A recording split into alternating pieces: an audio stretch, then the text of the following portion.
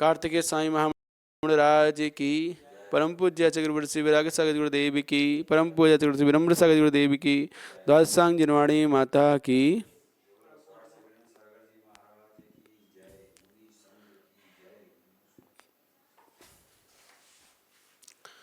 कल हमने वैयावृत्ति तप के बारे में समझा था। आज आगे 6 गाथाओं से स्वाध्याय तप को कहते हैं। स्वाध्याय तप की हमारे जीवन में क्या विशेषता है और स्वाध्याय तप किस प्रकार से किया जाता है। परतत्ति निर्वेखो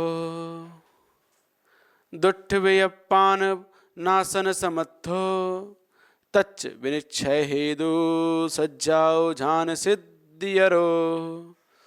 तो यहाँ कहा जा रहा है परतप्ति निरपेक्षा दुष्ट विकल्पानाम नासन समर्था, अर्थात स्वाध्याय तप पर निंदा से निरपेक्ष होता है। किससे? पर निंदा से निरपेक्ष। स्वाध्याय किस दूसरों की निंदा करने के लिए नहीं किया जाता है, पर निंदा से निरपेक्ष हुआ करता है। और दुष्ट विकल्पा नाम नासन समर्था, और दुष्ट विकल्पों को नष्ट करने में समर्थ होता है।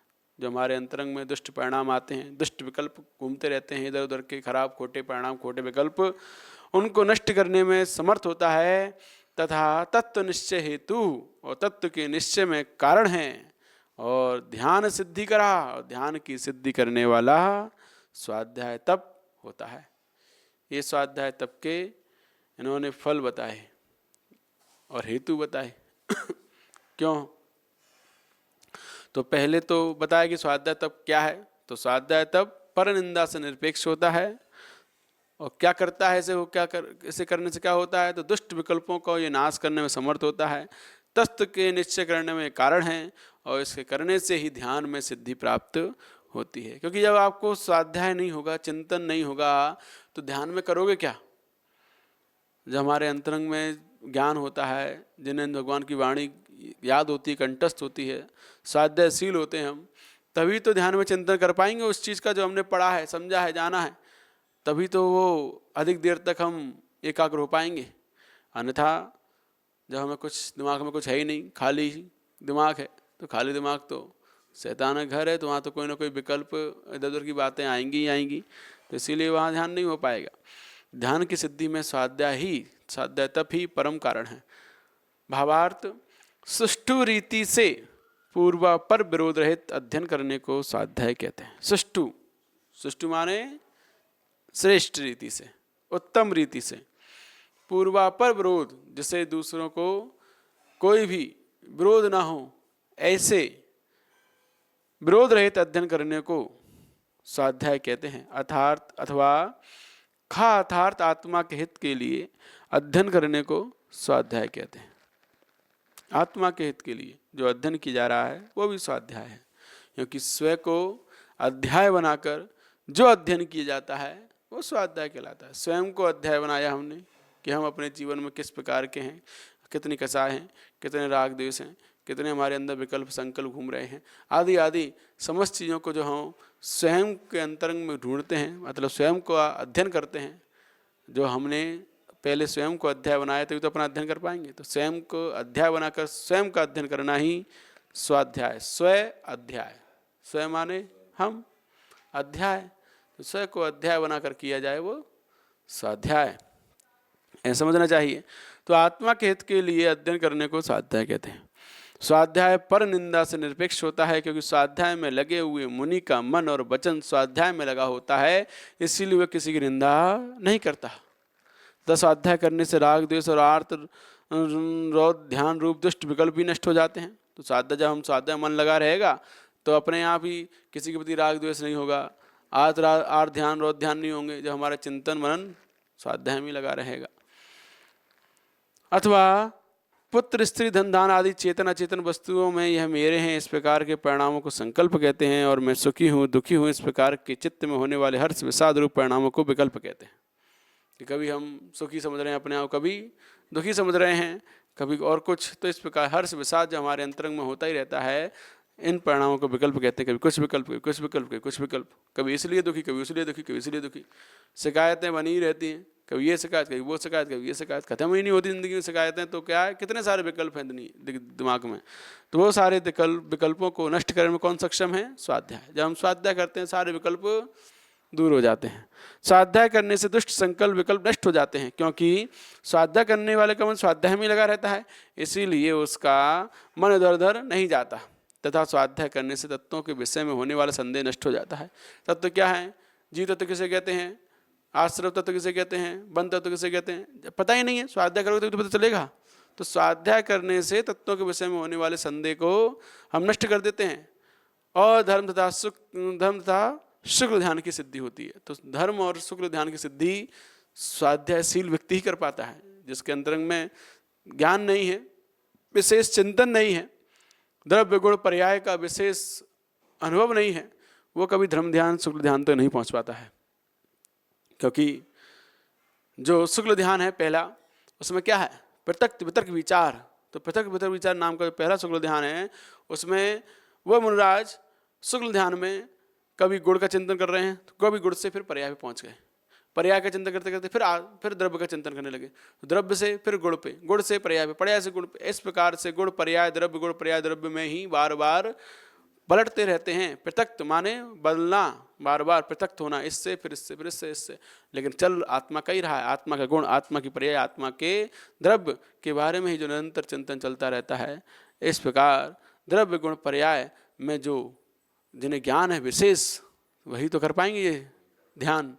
तो इसीलिए स्वाध्याय करने से ही तत्वों के विषय संदेह समाप्त होता है और धर्म शुक्ल ध्यान की सिद्धि होती है।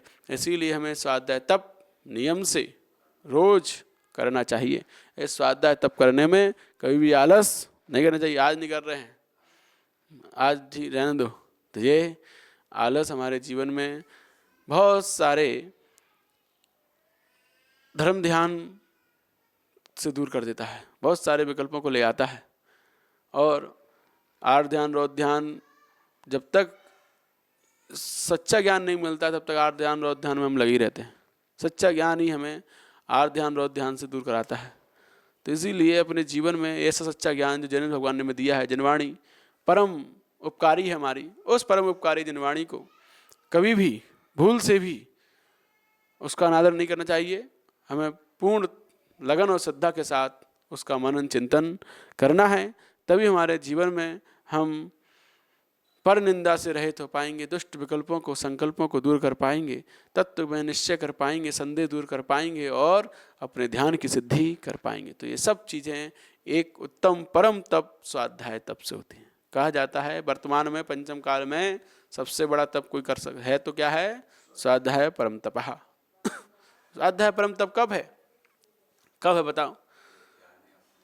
स्वाध्याय परम तप है तब है जब उस स्वाध्याय में हम स्वयं का अध्ययन करते हैं। जब हम स्वयं का अध्ययन कर रहे हैं कि हमने आज पढ़े 5 पाप होते हैं, हिंसा, झूठ, चोरी, कुशील, परिग्रह। अब इन 5 पापों को अपने अंदर देखना कि मैं कितनी हिंसा करता हूँ, सुबह से उठकर के शाम तक सोने तक कितनी हिंसा के परिणाम करता हूँ, कितना झूठ बोलता हूँ, कितनी चोरी करता हूँ, कितनी मायाचारी करता हूँ, कितने अभ्रम कुशील का सेवन करता हूँ, कितना परिग्रह में जोड़ने में लगा रहता हूँ। निरंतर अपने जीवन में स्वयं का अध्ययन करना, स्वयं के अध्ययन करने पर जो निर्जरा होती है वही तो तप का काम है। तपसा निर्जरा, तो तप से निर्जरा होती है। तो निर्जरा कब होगी? तब से जब हम स्वयं का अध्ययन करेंगे, तो वो स्वाध्याय परम तप कहलाता है। जिस स्वाध्याय को पढ़कर जिनवाणी से जिसका अध्ययन करके स्वयं का जिसमें चिंतन मनन किया जाए कि मैं कहाँ पर हूँ, किस प्रकार हूँ, कहाँ तक मेरी क्षमता है, मैं कहाँ तक पहुँचा हूँ, ये सब मैंने इसको पढ़कर कितना अपने जीवन में परिवर्तन लाया है, वो सब समझना ही श्रेष्ठ उत्तम स्वाध्याय कहलाता है।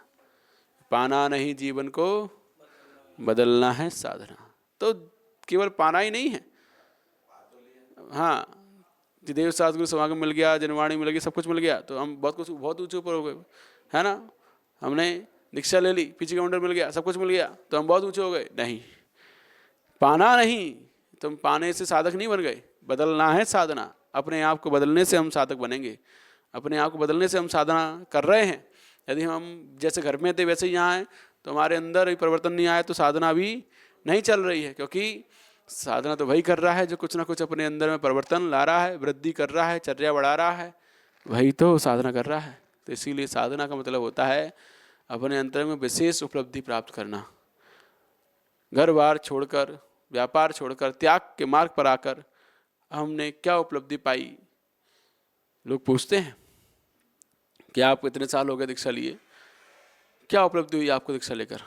आपने घर छोड़ा, परिवार छोड़ा, व्यापार छोड़ा, क्या मिला आपको छोड़कर? कौन सी उपलब्धि हुई आपको? तब क्या कहोगे?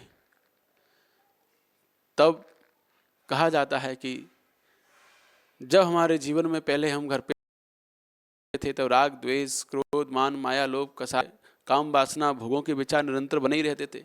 दुष्ट अपराध हम करते ही रहते थे, खोटे चिंतन करते ही रहते थे। आज वो सब हमने अपने अध्ययन से, स्वाध्याय से, अपने विचार से, ज्ञान से उन सबको कम कर दिया है, उन सबको मंद कर दिया है।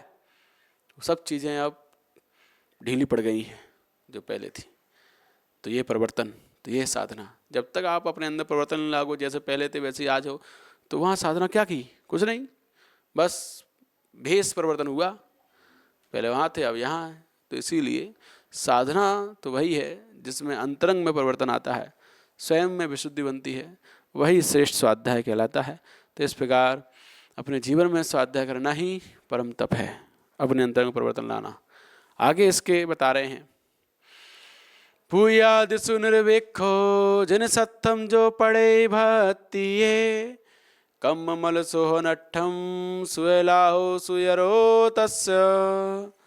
तो यहाँ कहा जा रहा है, पूजा दिशु निरपेक्षा जन शास्त्रम या पठती भक्त्या, जो पूजा आदि की प्रतिष्ठा ना करके, है ना, बहुत से लोग हम स्वाध्याय करेंगे, है ना, और स्वाध्याय करने से हमारा ज्ञान बढ़ेगा, हमारी पूजा होगी, प्रतिष्ठा होगी, ख्याति होगी, इसके लिए नहीं, इसके लिए पढ़ाया जाता है कहीं, बात करने के लिए पढ़ाया जाता है कहीं, कि हम इसलिए शास्त्र अध्ययन कर रहे हैं कि सामने वाला हमसे कोई पूछे तो हम उसे बता पाएँ, उससे वाद कर पाएँ, शास्त्रार्थ कर पाएँ, इसलिए पढ़ रहे हैं। नहीं, दूसरे के लिए वाद करने के लिए थोड़ी पढ़ाया जाता है। लेकिन जब वाद का अवसर आए तो पीछे नहीं रह जाता है, वो बात अलग है। लेकिन वाद करने के लिए नहीं पढ़ा जाता, दूसरे को नीचे दिखाने के लिए थोड़ी अध्ययन कर रहे हैं कि हम दूसरे को नीचे दिखाएंगे, देखो तो हम कितना जानते हैं, कितना अध्ययन है हमारे अंदर, कितना हम पढ़ते लिखते हैं। तुम क्या करते हो? दूसरों को अध्ययन नीचे दिखाने के लिए अध्ययन किया जाता है? नहीं, ये सब इसका कोई भी सही उद्देश्य नहीं है। सही उद्देश्य तो यह है, कर्म निर्जरा के लिए अध्ययन किया जाता है, परिवर्तन लाने के लिए, कसायों को मंद करने के लिए, ध्यान की सिद्धि के लिए, तत्वों में संदेह को नष्ट करने के लिए, है ना, इन सब दुष्ट विकल्पों को नष्ट करने के लिए, इन सब के लिए स्वाध्याय किया जाता है। तो स्वाध्याय के करने के लाभ हैं ये सब। तो जब हमें लाभ पता होंगे तभी तो हम स्वाध्याय में रुचि लाएंगे। तो इसीलिए पहले समझो क्या क्या लाभ होते हैं, तब जाकर हमारी इसके प्रति रुचि बढ़ती है। बहुत से लोग पूछते हैं कि आज की युवा पीढ़ी को स्वाध्याय से कैसे जोड़ें, किस प्रकार से उन्हें स्वाध्याय के प्रति समझाएं। तो पहले हर व्यक्ति, आज का व्यक्ति कैसा लोभी है, स्वार्थी है। जब उसे पता होता है कि इस चीज़ से मुझे ये उपलब्धियाँ होती हैं, ये चीज़ें प्राप्त होती हैं, तभी जाकर वो चीज़ों को करता है।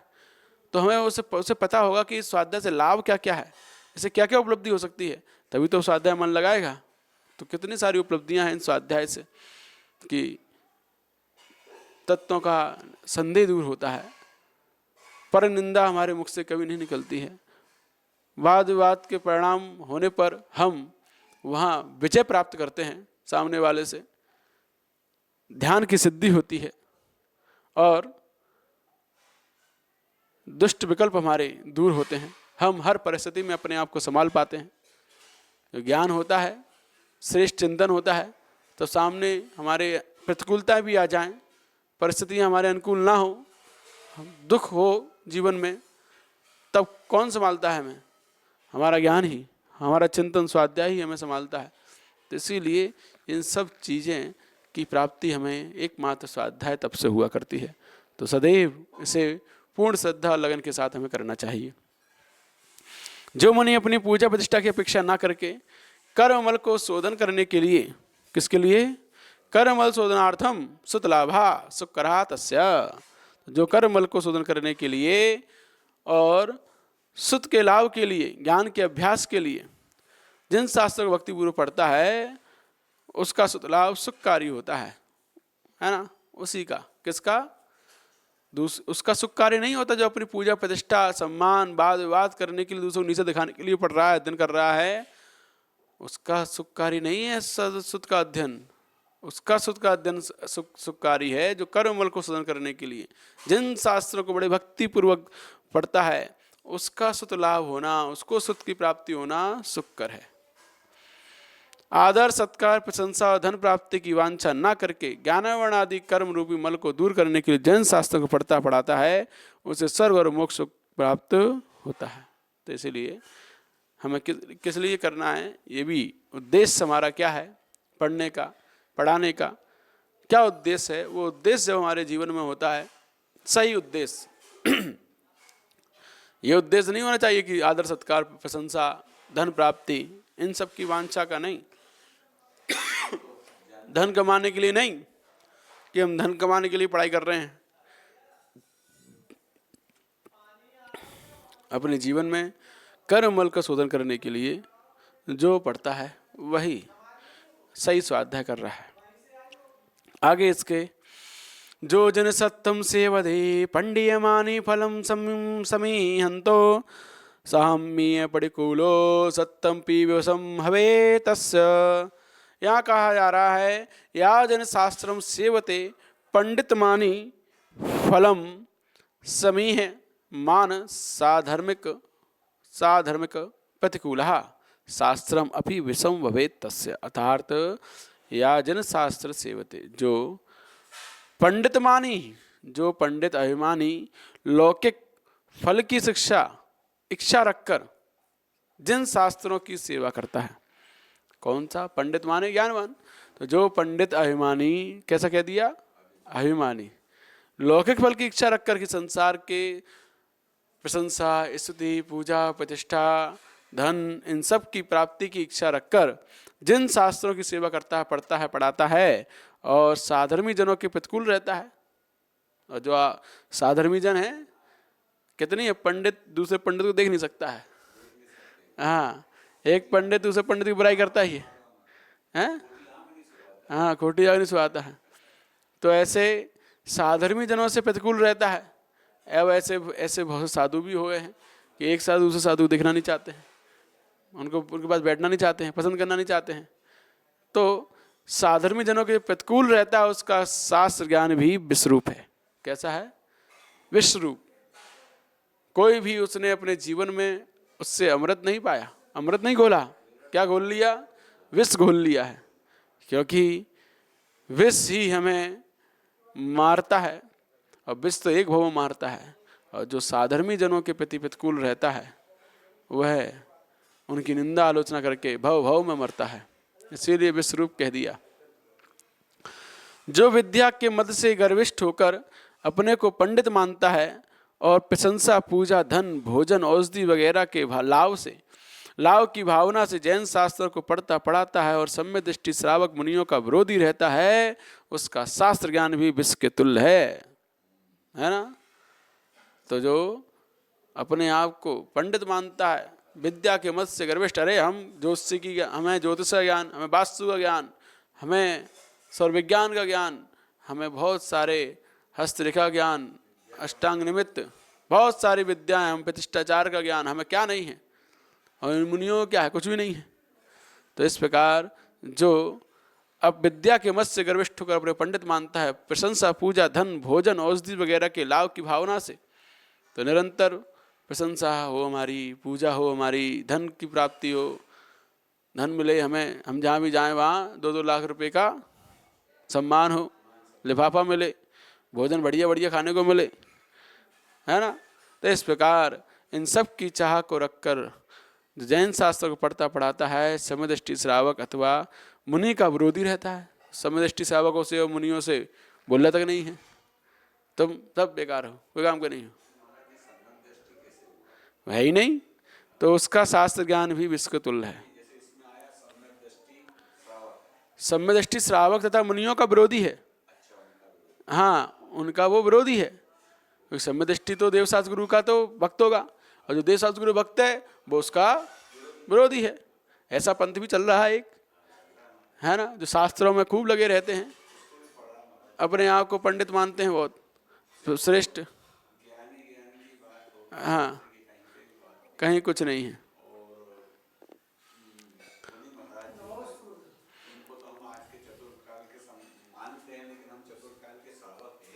हाँ, वही तो हम कह रहे हैं कि जीवन में अपने अंतरंग में इतना मद, इतना गर्व लेकर जी रहे हैं कि हमें निरंतर समदृष्टि श्रावक और मुनियों से विरोध लेकर जीते हैं वो लोग, ऐसे लोग।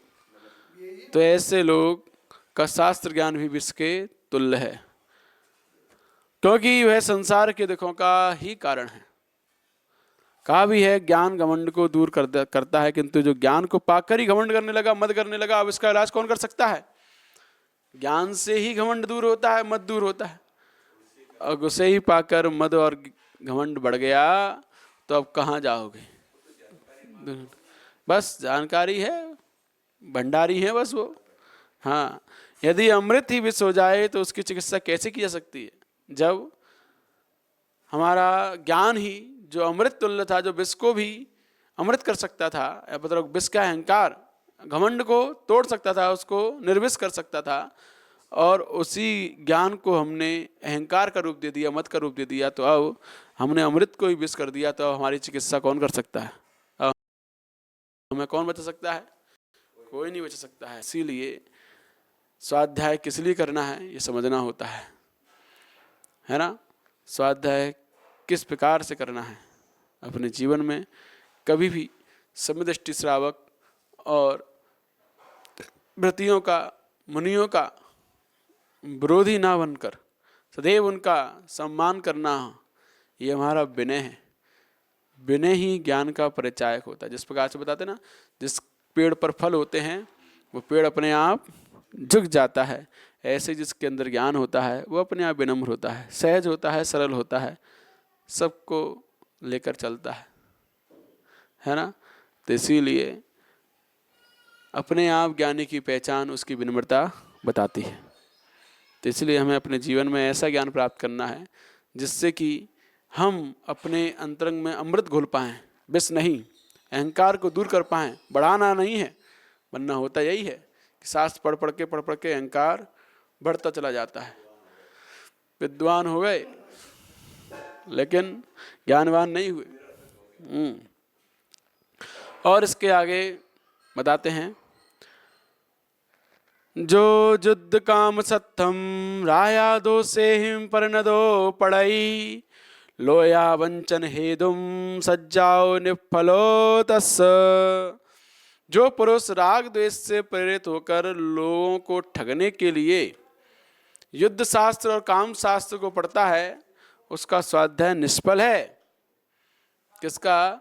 जो राग द्वेष से प्रेरित होकर किसी से राग करता है, किसी से द्वेष करता है, तो द्वेष करता है उसके पे, उससे मैं युद्ध उसको हरा कर रहूँगा, दूसरे को राजा बनाऊंगा, उसको हराऊंगा, है ना? इस प्रकार जो युद्ध शास्त्र का, काम शास्त्र का अध्ययन करता है उसका स्वाध्याय निष्फल है, क्योंकि वो राग द्वेष से मलिन है। हम राग द्वेष को नष्ट करने के लिए स्वाध्याय करते हैं, कर्म बल को शोधन करने के लिए स्वाध्याय कर रहे हैं, वो कर्म मन को बंद कर रहा है, बढ़ा रहा है, तो इसीलिए उसका स्वाध्याय निष्फल है। क्रोध मान माया लोभ स्त्री वेद आदि राग द्वेष से वशीभूत होकर दुनिया के लोगों को कुमार्ग में ले जाने के लिए युद्ध में प्रयुक्त होने वाले अस्त्र शास्त्रों के विद्या का अभ्यास करना, स्त्री पुरुष के संभोग से संबंध रखने वाले कोक शास्त्र, रति शास्त्र, भोगासन शास्त्र, काम कीड़ा आदि काम शास्त्रों का पढ़ाना व्यर्थ है। अर्थात जो शास्त्र मनुष्यों में हिंसा और काम की भावना को जागृत करते हैं उनका पठन पाठन व्यर्थ है। ऐसे ग्रंथों के स्वाध्याय से आत्महित नहीं हो सकता है। इसी तरह लोगों को ठगाकर धन उपार्जन करने की दृष्टि से सामुद्रिक शास्त्र, ज्योतिष शास्त्र, वैदिक शास्त्र का भी पढ़ना व्यर्थ है। सारांश यह है कि जिससे अपना और दूसरों का हित किया सके वही स्वाध्याय है। तो दूसरों को ठगने के लिए हमें सामुद्रिक शास्त्र नहीं पढ़ना है, ज्योतिष शास्त्र नहीं पढ़ना दूसरे ठगने के लिए। वैदिक शास्त्र, वैद्य जी बन गए, अब दूसरे ठग रहे हैं, हम दवाई बनाएंगे इतना पैसे दो, ये करेंगे वो करेंगे, नहीं। वैद्य शास्त्र पढ़ने की मना नहीं है, ज्योतिष शास्त्र पढ़ने की मना नहीं है, लेकिन मना किसकी है? दूसरों को ठगने की। तो वैद्य शास्त्र पढ़ना चाहिए, आयुर्वेदिक शास्त्र का ज्ञान होना चाहिए हर साधु को।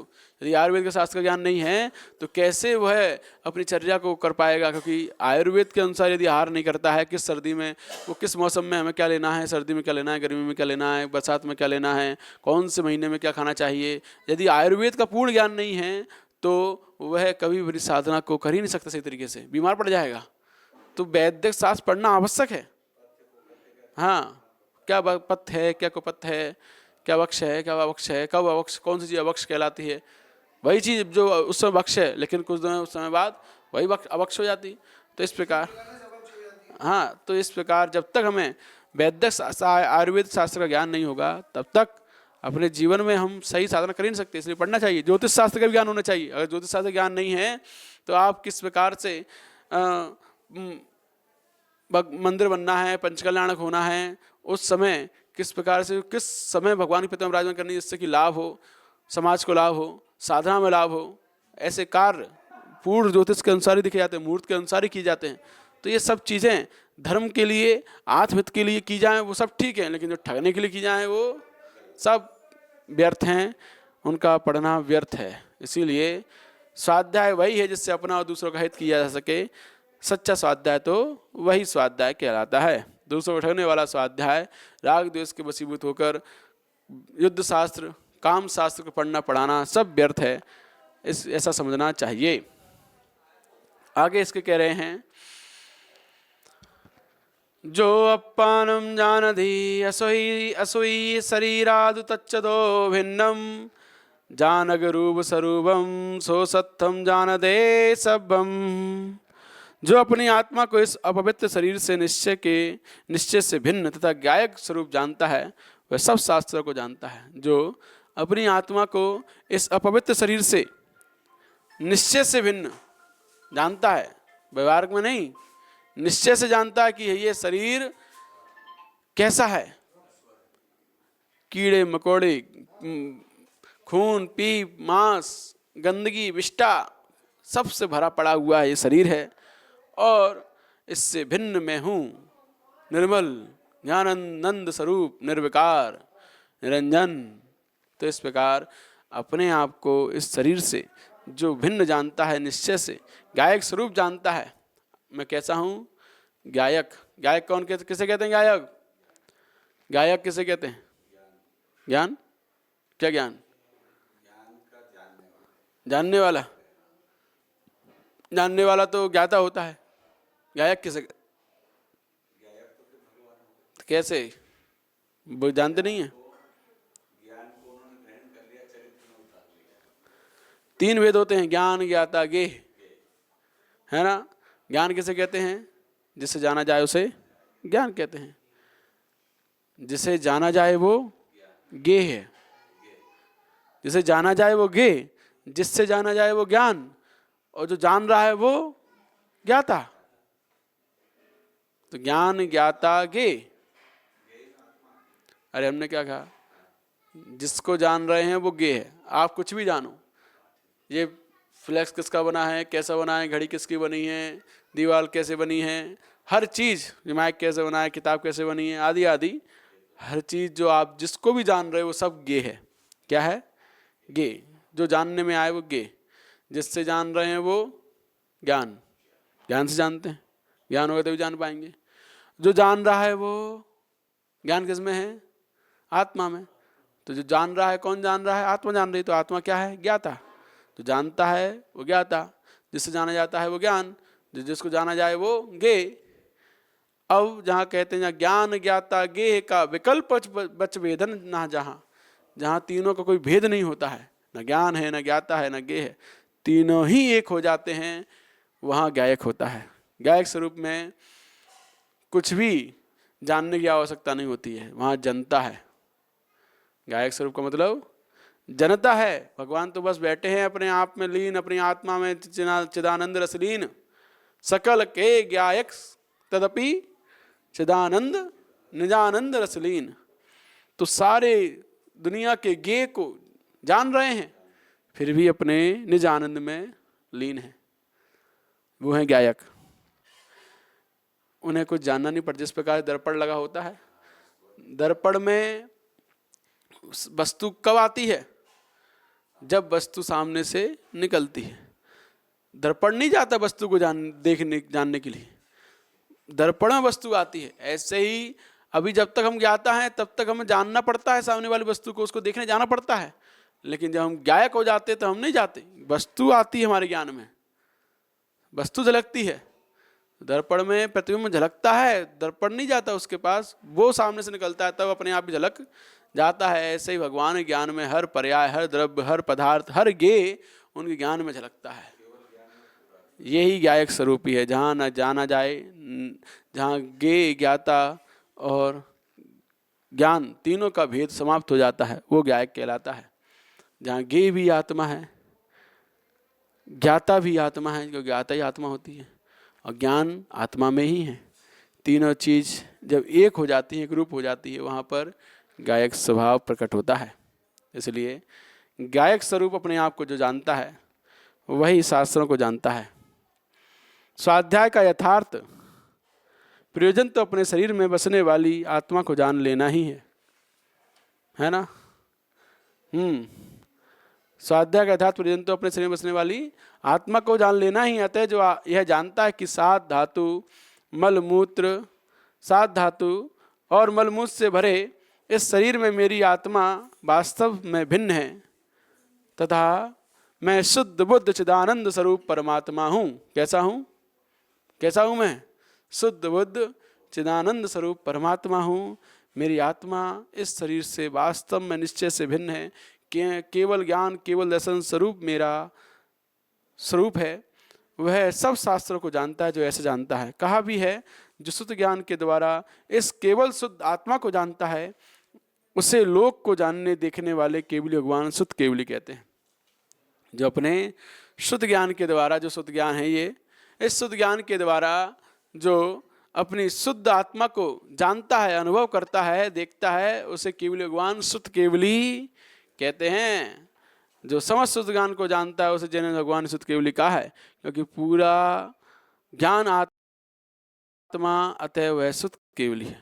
एकम जानाति सो सबम जानाति। जो एक आत्मा को जानता है वो सबको जानता है। इसीलिए सारा ज्ञान आत्मा में ही है, और जिसने आत्मा को जान लिया उसने सब ज्ञान प्राप्त कर लिया। इसीलिए वो शुद्ध केवली कहलाता है। इसीलिए हमें निरंतर अपने जीवन में क्या पढ़ना है?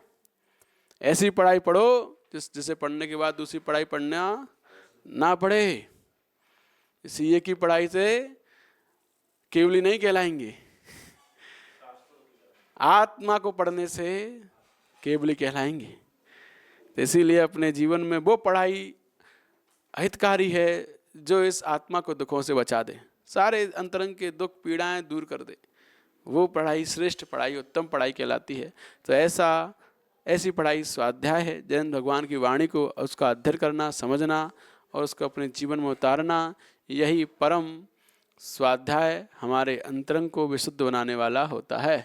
ठीक है, तो इसीलिए हमें ऐसा स्वाध्याय निरंतर करना चाहिए। इसके स्वाध्याय में कभी भी जी नहीं चुराना चाहिए, अन्यथा ऐसा ही होता है, स्वाध्याय शुरू हुआ सब लोग चले जाते हैं, वैसे बैठे रहेंगे, और स्वाध्याय शुरू होता ही चले जाते हैं। कारण उन्हें रुचि नहीं होती स्वाध्याय में, जबकि हित इसी से होने वाला है। इसी से हमारे जीवन में वृद्धि होने वाली है। तो इसीलिए ऐसा स्वाध्याय को हमें समझना है और रोज करना है। आज की अंतिम गाथा, जो न भी जानति अपम नान स्वरूपम शरीर दो भिन्नम, जो न भी जानति सत्यम आगम पाड़म कुनंतो भी। अर्थात यहाँ कह रहे हैं, जो ज्ञान स्वरूप आत्मा को शरीर से भिन्न नहीं जानता, जो अपनी आत्मा को शरीर से अलग नहीं जानता, वो जानता है शरीर ही मैं हूँ, मैं जब तक शरीर तब तक जी रहा हूँ, उसके बाद मर जाऊँगा। ऐसा जो जानता है वह अभी मूर्ख है, क्योंकि उसे पता ही नहीं है कि जिस आत्मा तो निरंतर, जिस प्रकार से हम वस्त्र बदलते हैं, ऐसे ही ये शरीर बदलती है। जब शरीर खराब हो जाता है, बूढ़ा हो जाता है, जीर्ण शीर्ण हो जाता है, तो उसको छोड़कर चली जाती है और दूसरे शरीर को धारण कर लिया करती है। तो जो ज्ञान स्वरूप क्यों कहा? क्योंकि हम जानते हैं, देखते हैं, तो हम कौन हैं? ज्ञान स्वरूप। शरीर जानते देखता है क्या कि हम कौन? यदि इस शरीर में ताकत होती तो मुर्दे को कहो तुम जानो देखो, देख सकता है? नहीं। तो जब तक हम हैं इसके अंदर, तभी तक हम जानते देखते हैं। इसलिए हम ज्ञान स्वरूप है। तो जो अपनी ज्ञान स्वरूप आत्मा को शरीर से भिन्न नहीं जानता, वह आगम का पठन पाठन करते हुए भी शास्त्र को नहीं जानता है। तो शास्त्र के पठन पाठन का सार तो आत्म स्वरूप को जानना ही है। तो जब तक पंडित तो बन गए, विद्वान तो बन गए शास्त्र पढ़ के, लेकिन अपने आत्मा के स्वरूप को जाना ही नहीं और उसके हित के लिए कार्य किए ही नहीं। जिंदगी भर से पंडित पंडित ही बने रहे, मर गए, आत्मा के हित के लिए कुछ कर ही नहीं पाए, तो क्या ज्ञान प्राप्त किया उन्होंने। तो आगम के पठन पाठन का सारा आत्मस्वरूप को जानना है, और शास्त्र पढ़कर भी जिसने आत्मस्वरूप को नहीं जाना, उसने शास्त्र को नहीं जाना। अतः आत्मस्वरूप को जानकर उसी में उस स्थिर होना निश्चय से स्वाध्याय है। तो स्वाध्याय के कितने भेद होते हैं? 5। वाचना, प्रेक्षणा, अनुप्रेक्षा, आमनाय, धर्मोपदेश, ये 5 प्रकार का स्वाध्याय होता है। पाप के कर्मों से व्रत होकर जो पढ़ाने से किसी लौकिक फल की इच्छा नहीं रखता, ऐसे गुरु जो शास्त्र के अर्थ को बतलाता है, उसे वाचना कहते हैं। तो पाप कर्मों से रहित होने के लिए, छूटने के लिए, किसी लौकिक इच्छा के लिए नहीं, दूसरों के हित करने के लिए जो गुरु शास्त्र को पढ़कर उसका अर्थ बतलाता है, उसे वाचना स्वाध्याय कहते हैं। अभी क्या चल रहा है? वाचना स्वाध्याय। जाने हुए ग्रंथ के अर्थ को सुनिश्चित करने के लिए जो दूसरों से उसका अर्थ पूछा जाए, उसे प्रश्ना कहते हैं। जैसे कि हमने जो ग्रंथ पढ़ा, स्वाध्याय किया, अगर उसमें हमें कुछ समझ में नहीं आया कि हमने ये चीज़ पढ़ी थी, समझ में नहीं आई, तो उसको हम किसी से पूछते हैं, जो परीक्षा है। तो ये परीक्षा है, तो परीक्षना, पूछना, ये परीक्षा सा, ये स्वाध्याय है, तो परीक्षा समाधान कहलाता है वो। यदि अपना बड़प्पन बतलाने और दूसरों का उपहास करने के लिए किसी से कुछ पूछा जाए, तो वह ठीक नहीं है। बहुत से लोग होते हैं, खुद को पता है फिर पूछते हैं दूसरों से कि बताओ जी ऐसा कैसा होता है, तो वहाँ पर वो सामने वाले को पता नहीं है, नीचा दिखाने के लिए और अपने आप को श्रेष्ठ बताने के लिए, दूसरों को कैसे उड़ाने के लिए पूछा जाए, तो ये स्वाध्याय परीक्षा स्वाध्याय नहीं है, ये तो हमारे अंतरंग की कसाय है। तो परीक्षा स्वाध्याय तो वो होता है जहाँ हमें जो नहीं है, समझ में आ रहा है, जो हमें दिमाग में नहीं है, वो चीज़ पूछना परीक्षा स्वाध्याय कहलाता है।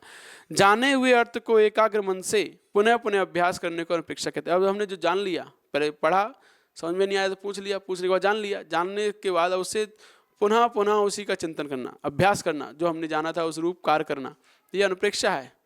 और शुद्धता पूर्वक पाठ करने को आमना कहते हैं। उस चीज़ को हम भूल ना जाए, इसीलिए बार बार पाठ करना, रिवीजन करना, उसे आमनाय स्वाध्याय कहते हैं। और किसी दृष्ट अथवा अदृष्ट प्रयोजन की अपेक्षा ना कर, दृष्ट माने जो सामने दिखाई दे, अदृष्ट जो परलोक में प्राप्त हो, अभी दिखाई नहीं दे रहा है लेकिन बाद में प्राप्त होगा, तो ऐसे किसी दृष्ट अदृष्ट प्रयोजन की अपेक्षा ना करके उन्मार्ग को नष्ट करने के लिए, उन्मार्ग माने खोटे मार्ग, मिथ्या मार्ग को नष्ट करने के लिए, संदेह को दूर करने के लिए, दूसरों के अंदर जो संदेह बैठे हुए हैं, क्या सही है क्या गलत है, उसको दूर करने के लिए, अपूर्व जो उन्होंने पूर्व में नहीं सुना है, ऐसे अपूर्व अर्थ को प्रकट करने के लिए तथा आत्म कल्याण के लिए जो धर्म का व्याख्यान किया जाता है, उसे धर्मोपदेश नाम का स्वाध्याय कहते हैं। जो प्रवचन होते हैं, ये धर्मोपदेश नाम का स्वाध्याय है।